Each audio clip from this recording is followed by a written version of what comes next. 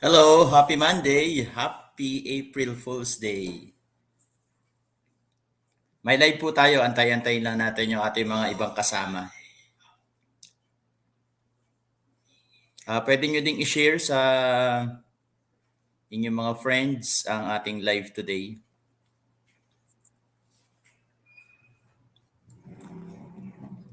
Coffee kayo dyan.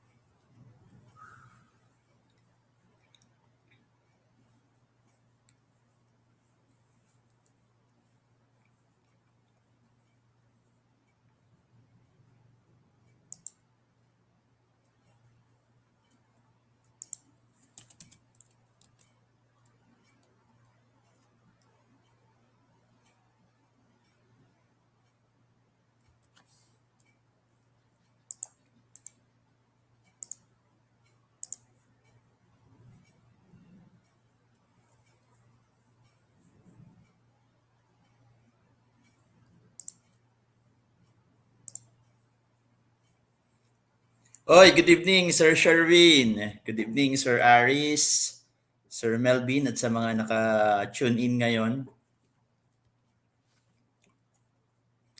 We have 25 viewers and counting. Kumusta yung pag-uwi? Hindi na ba traffic? Okay ba kayo? So, update dun sa mga nakatanggap ng inyong mga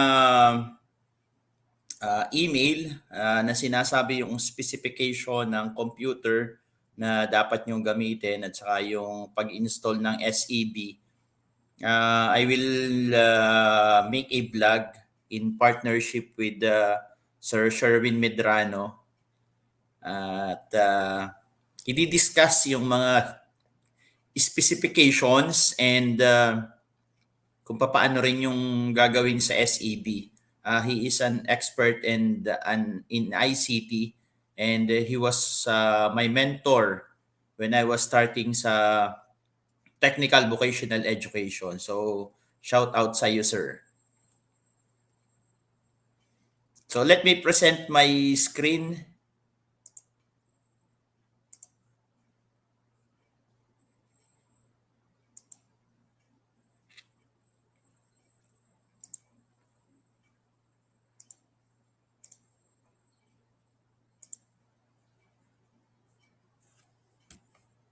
Okay, today I will start the discussion on Domain 1. Marami kasing nagsasabi, Sir, paano natin gagawin ang pag-aaral ng Philippine Professional Standards for School Heads? At the same time, kung paano natin mapapag-aralan ng strategic yung mga policies, yung mga DepEd order at saka yung mga Republic Act na systematic. I have here my working paper and I have named this the title of this is my working paper or my manuscript for such strategy. And during my previous live session, yung mahina ang internet, sabi ko, to work on it, you should focus on the DepEd order and the policies and focus on the following things. So number one, you should focus on the main point or the key point of the policy. Ano ba talaga yung sinasabi ng policy? Ano ba talaga yung ipinag-uutos? Ano ba talaga yung main point na dapat nating sundin? Yan. Number two, processes. We should know the processes. Let's say an application. How will you do it? Ano ang mga dapat mong gawin to systematically achieve the terminal objective of a certain policy? So processes. Next, key persons. Sino ba yung mag-a-approve? Sino ba yung dapat magpatupad? Sino ba yung pinapatungkulan ng policy? So key persons, you should look into it. So yung processes, yung key idea or main point ng policy, kung sino yung magpapatupad at paano to gagawin ng tao na yon. And of course, sa strategy na to, ituturo ko rin sa inyo yung tinatawag na amendments. One strategy para mapag-aralan nyo yung amendments ay pag-aralan nyo yung latest issuance. So for today, I will be discussing Domain 1 and we will start with Domain 1, leading strategically. I have here the rough draft, but I will be presenting this to you so that you can get the idea on how to do it. Oh, ready na ba kayo? So for Domain 1, leading strategically, that is, of course, divided into different strands. And we have Domain 1, 1.1, vision, mission, and core values.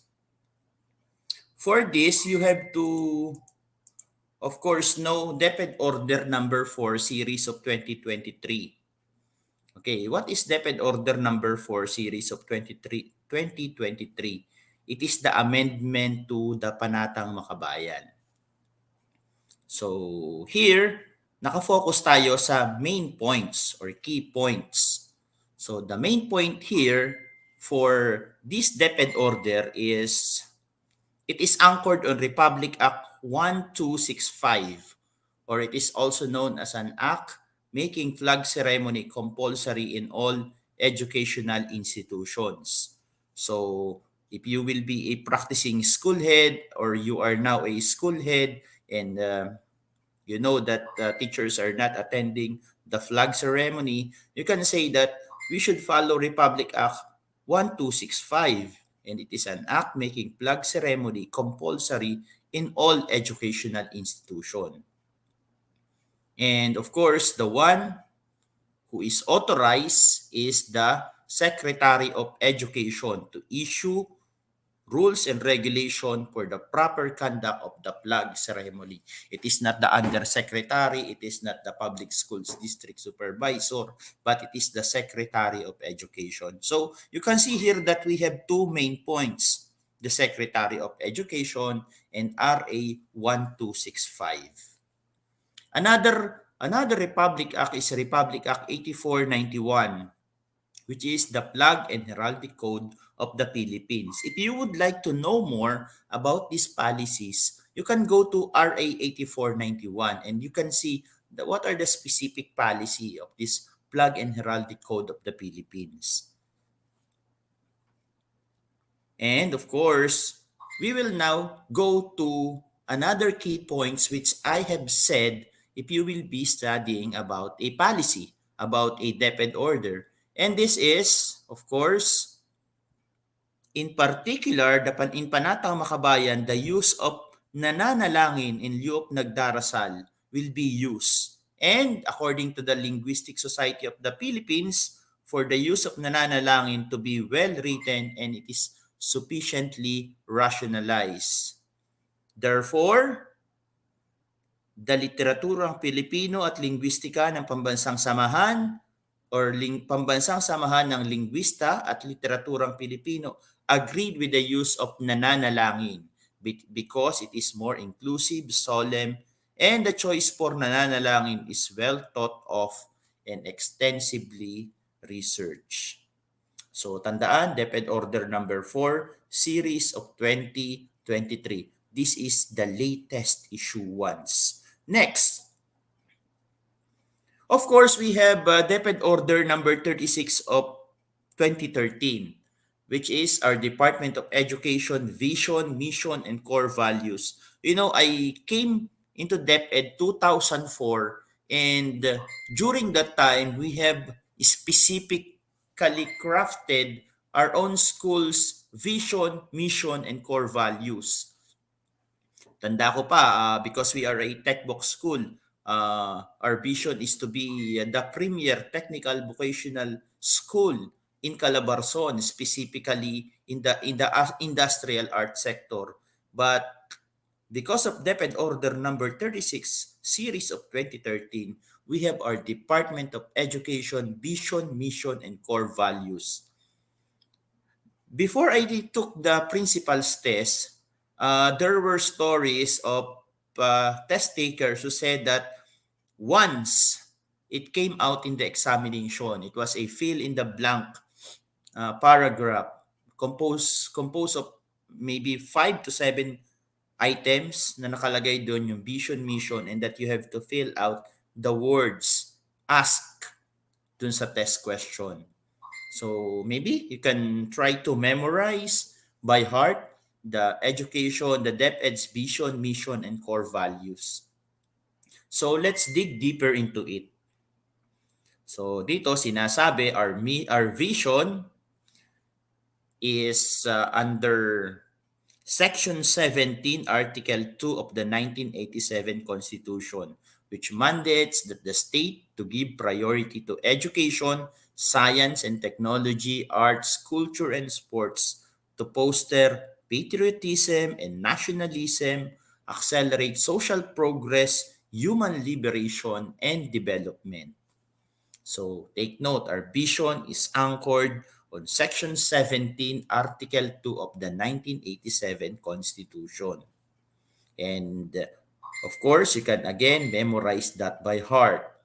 Our mission is to protect and promote the right of every Filipino to quality, equitable, culture-based, and complete basic education where, as stated in the 1987 Philippine Constitution, our mission states our duty as stewards of education to protect and promote the rights of all citizens. And of course, if we have the vision, mission, we also have our core values, which is makadiyos, makatao, makakalikasan, and makabansa. It is also anchored in Republic Act 8491, which states that our national motto shall be makadiyos, makatao, makakalikasan, at makabansa. So in adopting this as our 4 core values, what does it mean to be makadiyos, makatao, makakalikasan, and makabansa in the context of Department of Education? Yan. So we have 2 DepEd orders as focus on the vision, mission, and core values. Now, let's proceed to Domain 1.2, Policy Review and Implementation. Uh, when I took the educational management test, I have observed that there are so many policies, programs, projects which were asked. Sabi ko, hindi pala pwede na basta nakafocus ka lang dun sa program kung saan ka assign. Specifically, I'm assigned in technical vocational education.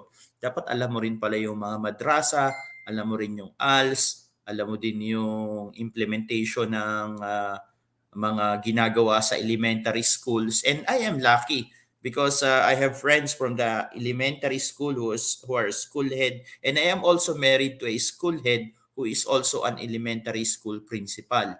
At the same time, I was also assigned as a public schools district supervisor in one of the farthest town in Quezon Province. That is an island municipality in Patnandungan, Quezon. With that, I experience how to do it and what are these programs, projects, and activities, and what are the policies pertaining it. So let us focus first on DepEd Order number 26, series of 2023. I think this is also the latest issue ones. Ito ang sinasabi ko sa inyo, focus also on the amendments. DepEd Order number 26, series of 2023 is an amendment to DepEd Order number 88, series of 2010, as amended by DepEd Order number 11, series of 2011, and DepEd Order number 41, series of 2022, which is the 2010 Revised Manual of Regulations for Private Schools in Basic Education. Maybe you will be asking me, why private education while we are in public education? Well, as school heads, you might be asked by colleagues in the private school, and you can know the direct answer to their questions. Always take note that as a school head, you are part of the partnership with other schools, and the private school as part of DepEd should be relevant to you as a school head. So number two, ito I have already took the most important part, and I think this one is an enumerated item.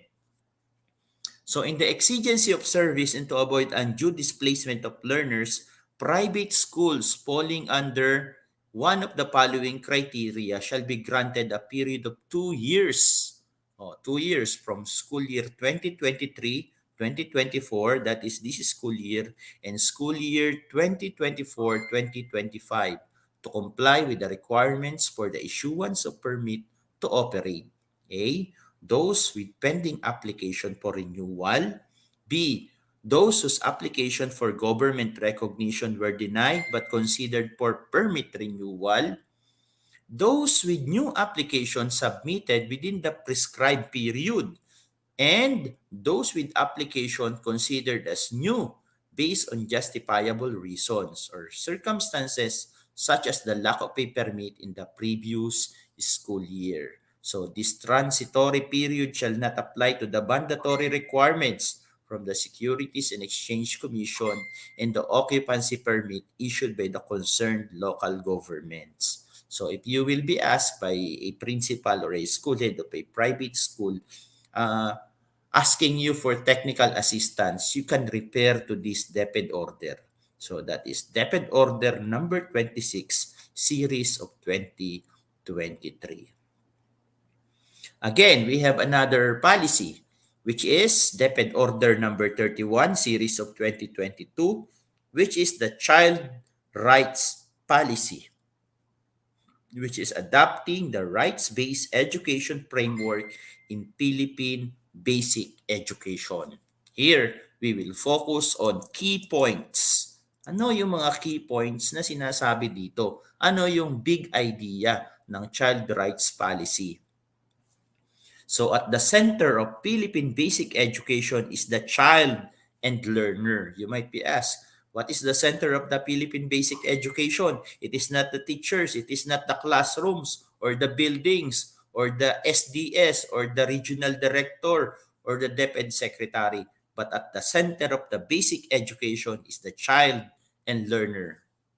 And in pursuance of the holistic development of the child, the department envisions a child-centered and child-caring basic education schools, learning centers, and offices which perform their duty to respect, protect, fulfill, and actively promote the education rights of children so they may lead productive and happy lives as they participate in nation building.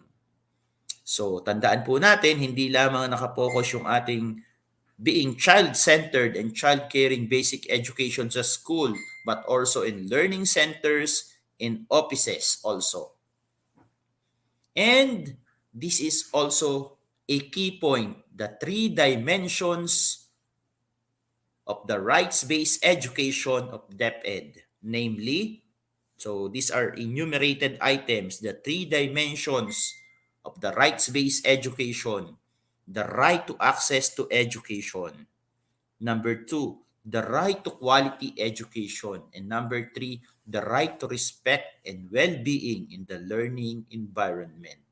So take note, these are the three dimensions of the rights-based education. The right to access education, the right to quality education, and the right to respect and well-being in the learning environment. So with its three dimensions, not only strengthens the department's compliance with its legal duties and obligations to uphold the education rights of the child, but also addresses concerns in basic education pertaining to access, quality, and learners' well-being.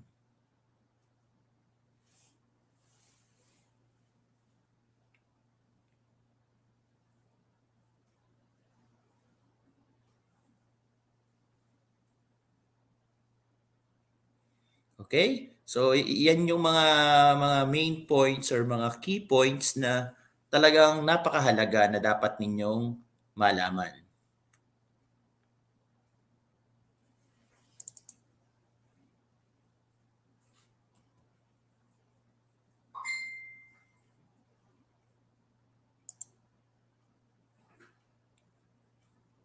Teka, let me.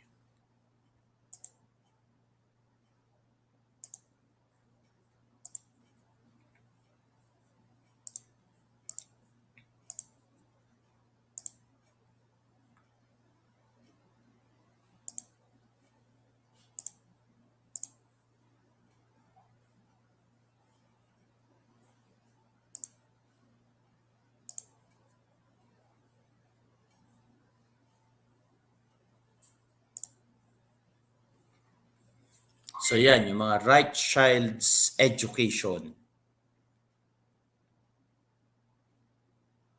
Next, pwede rin nating isama dito sa Domain 1.2 ay yung DepEd Order Number 40 Series of 2022.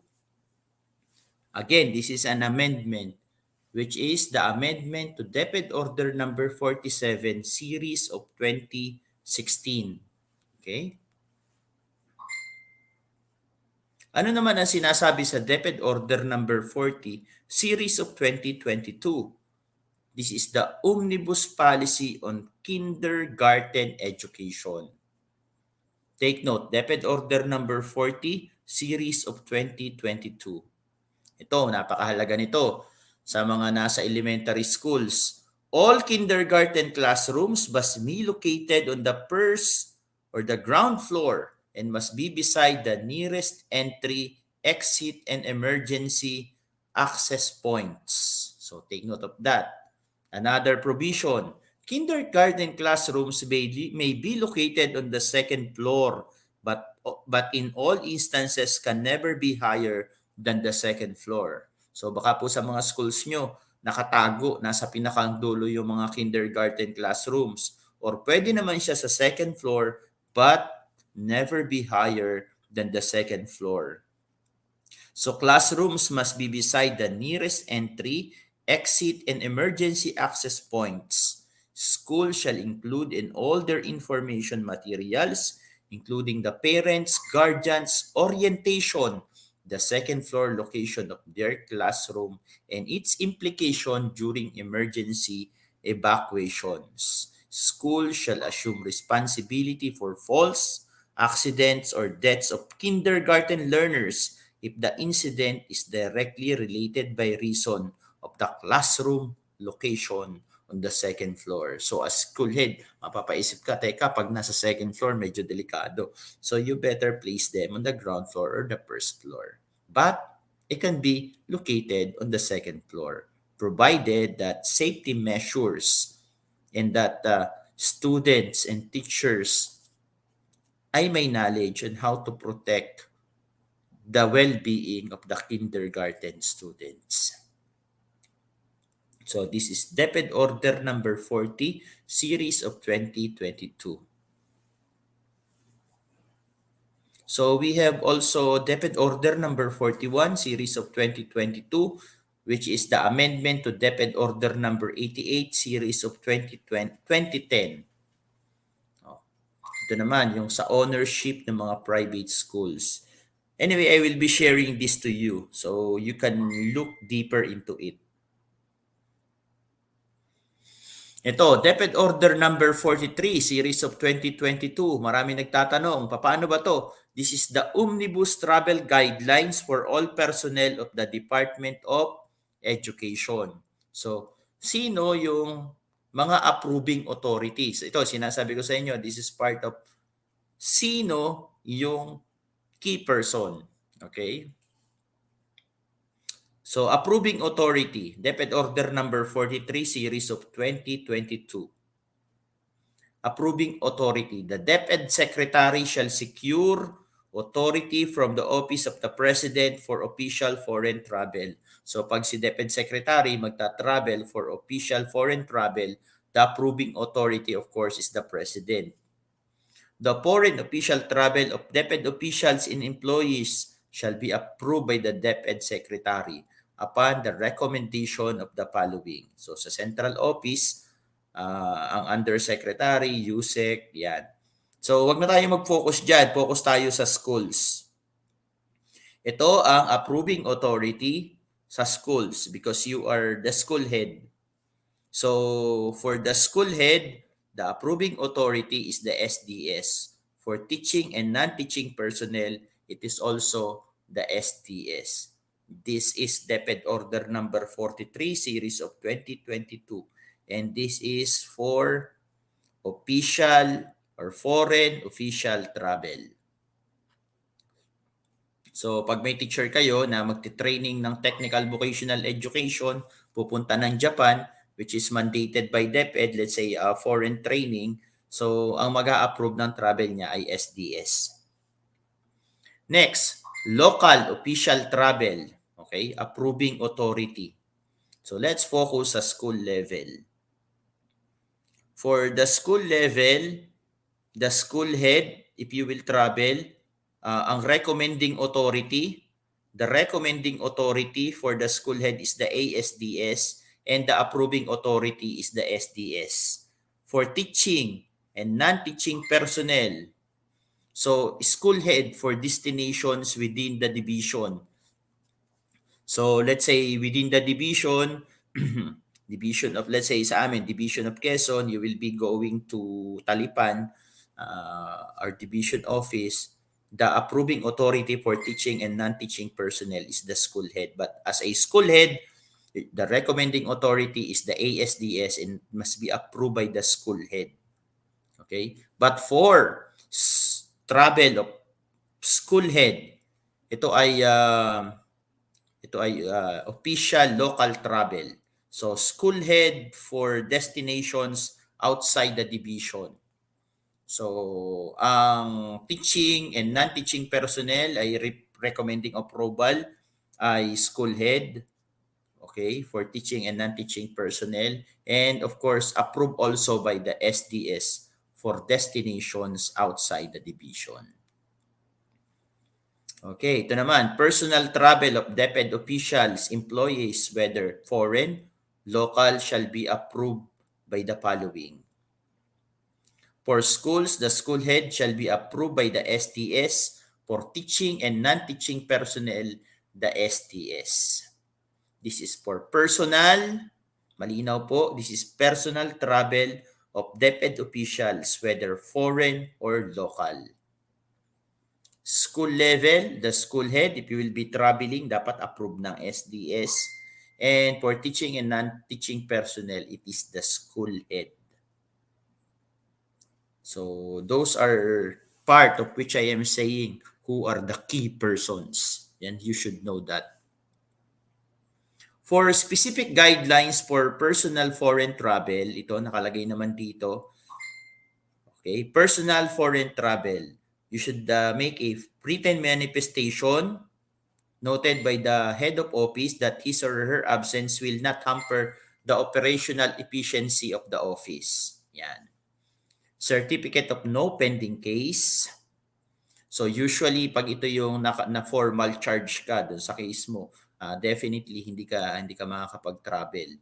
So for division chiefs and higher, a drop of special order designating an officer in charge if applicable so as not to hamper the day-to-day operations of the office. Usually, just like me, if I have a seminar or I will be going on an official business or official travel, usually I assign, or not usually, I always make it a point that I have this special order or school memorandum assigning someone to be my OIC so that the day-to-day operation of the school will be smooth. Its management.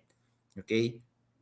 And of course, everything na financial matter ay held in abeyance. Kasi po, hindi sila pwedeng mag-decide on matters related to financial management. So, if you will be a school head of a certain school, if you will be on official business or official time, dapat meron po kayong OIC. Ito, DepEd officials and personnel who intend to study abroad must file for study leave in accordance with the applicable laws or issuances of the Civil Service Commission. And all travels or travel authorities pertaining to personal foreign travel must be submitted to the approving authority at least 10 days before the departure date and release by his or her office at least 5 days before the said date. So it is very important that you secure your travel permits. So ito naman yung procedure in the application for personal local travel. You can look into the details later and I will not discuss it in details. Ito pa, DepEd Order Number 47 Series of 2022, Promotion of Professionalism in the Implementation and Delivery of Basic Education Program and Services. Again, this is an enumerated item. It is the policy of the Department of Education to promote effective and efficient policies and programs. To realize this, the DepEd should be free from partisan activities. As such, this office reminds the officials and employees to practice the highest form of professionalism and to observe the following measures. A. Refrain from seeking endorsements, recommendations, contributions, support, consideration, political accommodation, or any form of intervention from other government personnel or similar entities outside DepEd. Take note of that.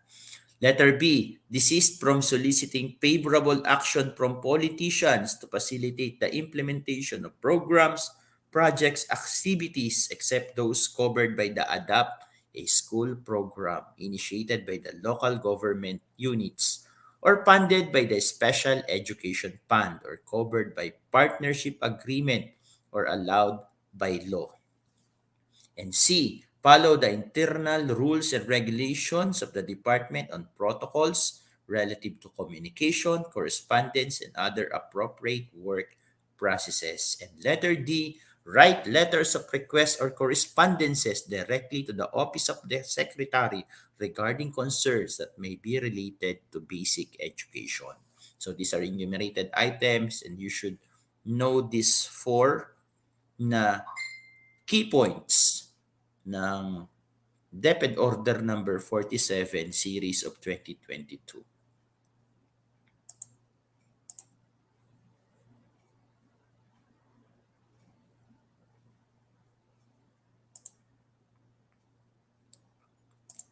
So again, what I'm saying is you don't need to memorize the specific DepEd order or the specific Republic Act, but what you need is your knowledge on how you will apply these policies sa mga specific questions na malamang ay magiging situational.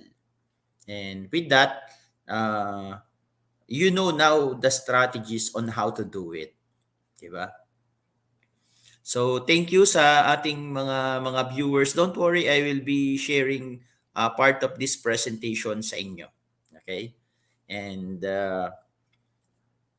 this is again by advocacy to help you aspiring school heads and to guide you on how to do it strategically and prepare yourself prior to the examination. So again, thank you for being with me and thank you for your effort of studying. And again, we are doing all this para sa ating mga kabataang Pilipino. Again, thank you and good night.